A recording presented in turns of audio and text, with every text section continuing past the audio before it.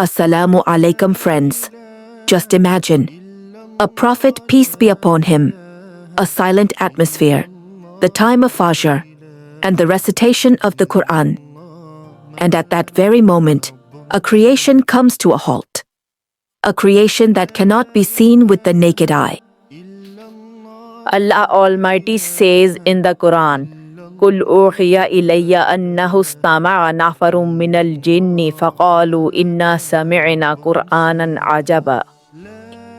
Say, it has been revealed to me that a group of the jinn listened attentively, and they said, indeed, we have heard a wondrous Quran. Friends, this is not a metaphor. This is a real incident. In Sahih Bukhari and Sahih Muslim, Hazrat Abdullah bin Abbas radiallahu anhuma narrates that the Prophet Muhammad, peace be upon him, was traveling with a few companions towards the fair of Ukaz. On the way, at a place called Nakhla, the Prophet, peace be upon him, led the Fajr prayer, and he recited the Quran. At that very time, a group of jinn passed by. The moment the sound of the Quran reached their ears, they stopped midway, they became silent, and listened with complete attention. The Quran, which transforms human hearts, shook the hearts of the jinn as well. This incident is separate from the journey to Taif. It occurred near Makkah, and that is why Allah Almighty preserved this entire event in Surah Al-Jinn.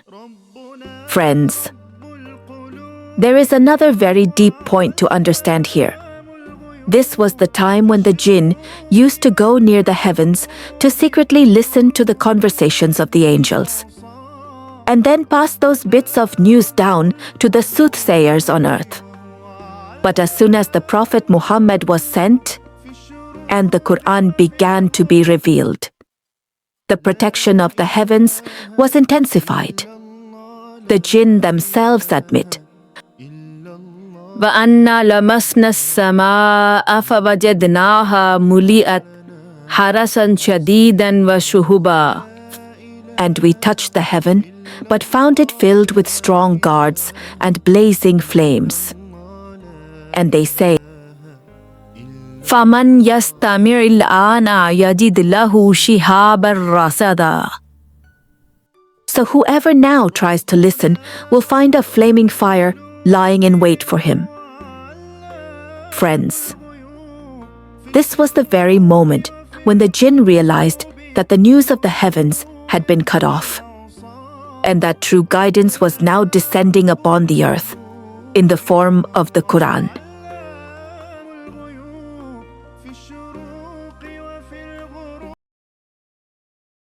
Friends, when the jinn heard the Quran, it was not just a sound. It was guidance. It was truth. It was that divine speech that shook their inner world. They began saying to one another, "We have heard a Quran that guides towards the straight path." And then they made an immediate decision. Allah Almighty says that the jinn declared, وَأَنَّا لَمَّا سَمِعْنَا الْهُدَى آمَنَّا بِهِ. And when we heard the guidance, we believed in it. Friends, just reflect for a moment. No argument, no stubbornness, no ego. They heard the guidance, and they accepted it. And then they acknowledge another great reality. They say, "We have come to understand that we can neither overpower Allah on earth, nor can we escape from Him by running away."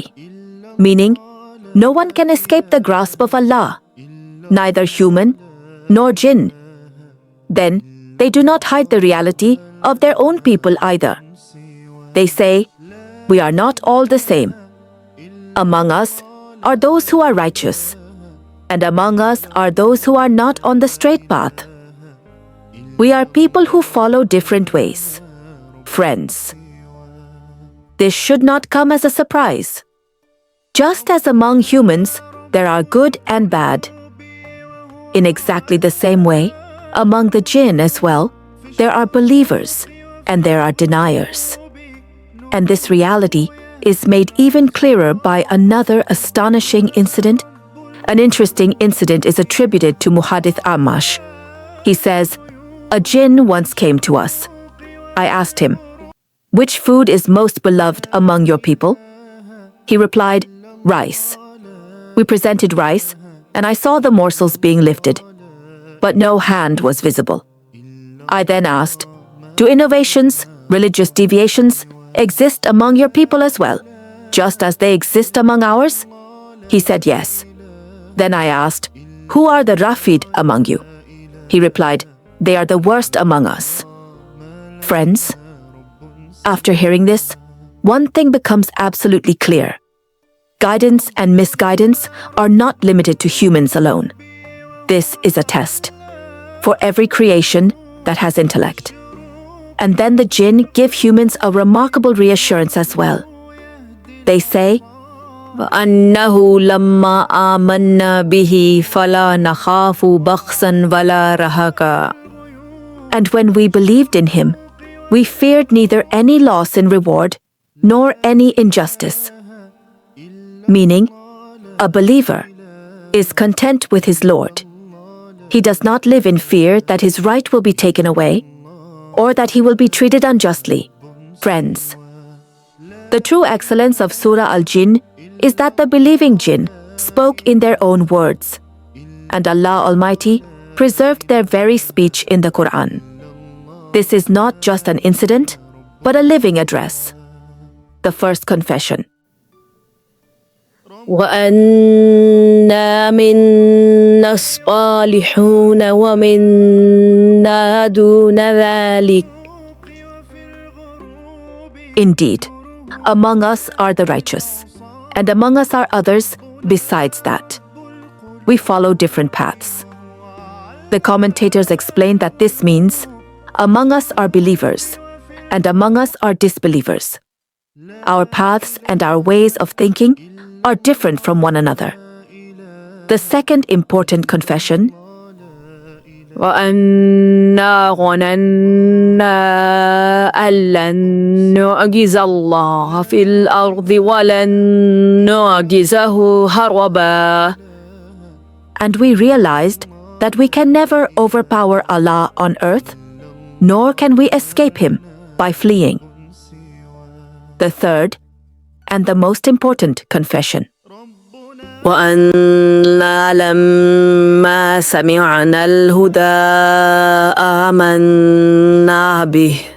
when we heard the guidance, we believed in it. This is a moment of honor for the jinn. Then, understanding human psychology, they say, فَمَن يُؤْمِن بِرَبِّهِ فَلَا يَخَافُ بَأْسًا وَلَا رَهَقًا.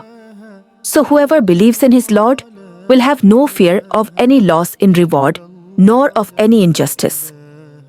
Hazrat Ibn Abbas, radiyallahu anhu, rahmallah, explain that this means a believer does not fear that the reward of his good deeds will be reduced, nor that any burden will be placed upon him beyond his own sins. Friends, now we reach one of the most important and severe warnings of this surah, mentioned in verse number 15. The jinn say, أَمَّا الْقَاسِطُونَ فَكَانُوا لِجَهَنَّمَ حَطَبًا. and as for those who deviated from the truth, they will be fuel for hell. The commentators explain, these are the ones who turn away from the truth, who commit injustice, who abandon the straight path. The word qasit is used for one who abandons justice, whereas muksit is used for one who establishes justice. And the word hataban means fuel, firewood, meaning these wrongdoers will serve as fuel to intensify the fire of hell. Here, an important question arises. The jinn were created from fire, Surah Ar-Rahman. So how will the fire of hell affect them? In the same way, humans are created from soil. Then why does a clod of earth hurt them? Maulana Maududi, rahmallah, explains, the reality is that although a human being is created from earthly elements, when those elements come together to form a living human of flesh and blood, he becomes something entirely different from those original components. In the same way, although the jinn were created from fire, when from that fire a living, conscious creation was formed, that very fire became a source of pain and punishment for them. Friends, the message of Surah Al-Jinn is crystal clear. 1. The importance of acknowledging the truth. The jinn listened to the Quran and immediately recognized it as guidance, and they believed. They did not even hide their internal differences. The question is, do we accept the truth the moment we hear it? 2. Freedom from fear about the outcome. A believer does not fear a reduction in reward or unjust punishment because he has complete trust in his Lord. 3. A severe warning. Those who deviate from the truth, those who commit injustice, their destination is hell. This law is not only for the jinn or for disbelievers. It applies to every person who knowingly turns away from the path of truth. 4. The call to guidance. The surah concludes by clarifying the duty of the messenger, so that he may know that they have indeed conveyed the messages of their Lord. Come, let us also become like those jinn, listeners to guidance, those who act upon it immediately, and those who have firm faith in Allah's justice and recompense. Let us transform the qasit, the one who deviates, within us into a Muslim, the one who submits.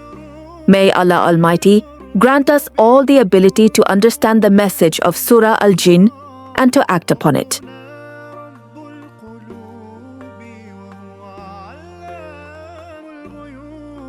في الشروق